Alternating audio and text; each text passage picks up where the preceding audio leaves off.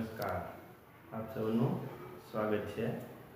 આપણે અગાઉના વિડીયોમાં જોયું આર્ટિકલ કેવી રીતે લાગે છે, એક વચન એક નામ. હવે આજે આપણે જોવાનું છે કે એકવચન અને બહુવચન શું છે, અથવા નામનું બહુવચન કેવી રીતે થાય છે. તો એને પહેલાં આપણે ગુજરાતી ભાષામાં સમજી લઈએ. તો જોયું અહીંયા કેટલાક એક્ઝામ્પલ આપણે આપેલા છે. ઉદાહરણ જોઈએ તો ગુજરાતીમાં કઈ રીતે આપણે બોલીએ છીએ. દાખલા તરીકે બકરી, બકરીઓ. ચોપડી, ચોપડીઓ. બિલાડી, બિલાડીઓ. શિક્ષક, શિક્ષકો. માણસ, માણસો. તો આપણને ખબર છે, આપણે સમજી શકીએ, કારણ આ આપણી ભાષા છે, આપણી માતૃભાષા છે, અને જેથી આપણને આપેલે જ સમજાય છે. એના કોઈ નિયમો આપણે નથી જાણતા, છતાં પણ ખબર છે કે આ એક વ્યક્તિ છે, એક, અને અહીંયા બહુવચન. બહુવચન કોને કહેશું? એકથી વધારે હોય તેને બહુવચન કહેવાય છે.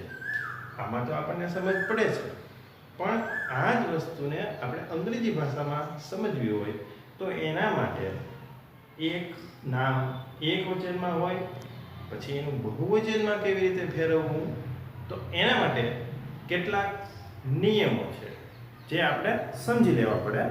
તો હવે આપણે આગળ તે જોઈએ.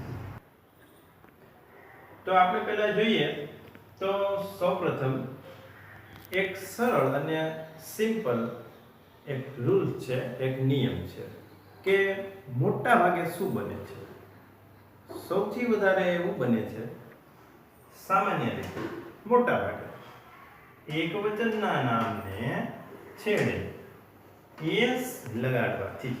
એસ આપણે છેડે લગાડવાનું એટલે નામનું બહુવચન બની જાય. આ એકદમ easy.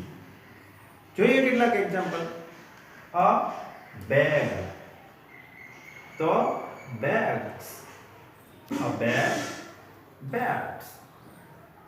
A pen, pens. A map, map એટલે નકશો, maps. A teacher, teachers. તો બધામાં જોઈએ તો પાછળ છેડે એસ લગાડવામાં આવેલો છે, જેથી એકવચનમાંથી બહુવચન બને છે. બીજી અગત્યની વાત શું અહીંયા જોવાની છે આપણે? અ બેગ, તો બહુવચનમાં આર્ટિકલ આવતો નથી. આર્ટિકલ આપણે આર્ટિકલના વિડીયોમાં જોયું હતું કે આર્ટિકલનો મતલબ કોઈ એક. શું થાય છે? કોઈ એક. તો જ્યારે એકથી વધારે બહુવચન બને છે ત્યારે આર્ટિકલ સાથે વપરાતો નથી. આ આપણે યાદ રાખવું પડશે. હવે બીજી એક ખાસ વાત, આગળ જે એક બે વિડીયો આપણે મૂકેલા છે તે સ્ટેપ બાય સ્ટેપ આપણે જો તમે જોશો તો એક પછી એક પગથિયા પ્રમાણે સ્ટેપ વાઇઝ આપણને તમને સમજાવશે. એટલે ખાસ યાદ રાખો કે નીચે સબસ્ક્રાઇબ કરી લેજો આપણી ચેનલ, જેથી તમે જોઈ શકો. આની પછીનો મુદ્દો હું એ જ રીતે આમાં મુદ્દા મૂકીશ કે જે એક પછી એક તમને સમજાતા જાય. ખાસ તમારા મિત્રોની સાથે પણ તમારે શેર કરવી અથવા એને પણ લિંક મોકલવી, જેથી એને પણ આનો લાભ મળે. તો આ એક વાત અહીંયા આપણે સમજી શકીએ છીએ કે નામને છેડે એસ લગાડવાથી નામનું બહુવચન બને છે. આ એક સિમ્પલ વાત, પહેલી વાત. બીજી પણ કેટલીક વાત છે, કેટલીક બાબત છે આપણે યાદ રાખવી પડશે, જે હવે આપણે એક પછી એક જોતા જઈએ. તો ત્યાર પછી જોઈએ, પછી આપણે જોઈએ તો સેકન્ડ, બીજી બાબત, બીજો નિયમ આપણે શું યાદ રાખવો પડે. તો અહીંયા કેટલીક વસ્તુ છે આપણે સમજીએ. પહેલા જોઈ લઈએ. જો નામને છેડે, નામનું જે સ્પેલિંગ છે એના છેલ્લા અક્ષર શું હોય? S, double S, S H, C H, O કે એક્સ. કેટલા વ્યક્તિ છે?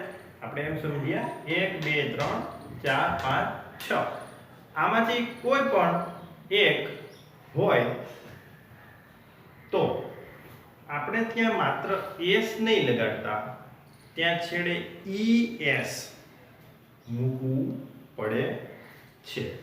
જોઈએ કેટલાક એક્ઝામ્પલ આપણે. a bus, a class, a dish, a box, a mango. તો એમાં શું થાય છે? એના છેડે શું છે આપણે જોઈ લઈએ. s ડબલ s sh ઓ અહીંયા x છે, બોક્સમાં સ્પેલિંગમાં છેલ્લે x, અહીંયા o.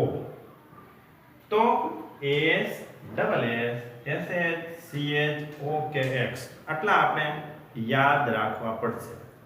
જો સ્પેલિંગના છેડે આમાંથી આ 1 2 3 4 5 6 માંથી કોઈ પણ એક હોય તો ત્યાં આપણે માત્ર s નહીં લગાડતા, es લગાડવું પડે છે.